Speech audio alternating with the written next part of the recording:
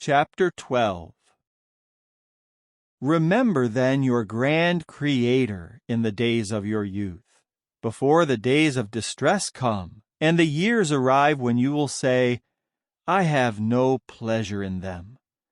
Before the sun and the light and the moon and the stars grow dark, and the clouds return after the downpour.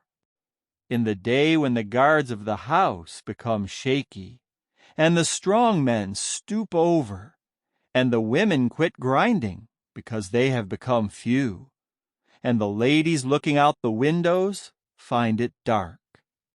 When the doors to the street have been closed, when the sound of the grinding mill becomes low, when one gets up at the sound of a bird, and all the daughters of song grow faint. Also, one is afraid of heights, and there are terrors in the street. And the almond tree blossoms, and the grasshopper drags itself along, and the caperberry bursts, because man is walking to his lasting house, and the mourners walk about in the street. Before the silver cord is removed, and the golden bowl is crushed, and the jar at the spring is broken, and the water wheel for the cistern is crushed.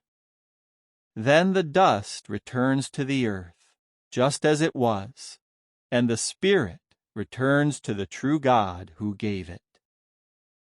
The greatest futility, says the Congregator. Everything is futile.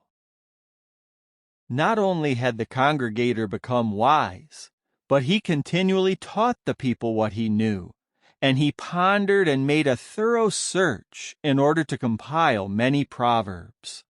The Congregator sought to find delightful words and to record accurate words of truth. The words of the wise are like ox goads, and their collected sayings are like firmly embedded nails. They have been given from one shepherd. As for anything besides these, my son, be warned.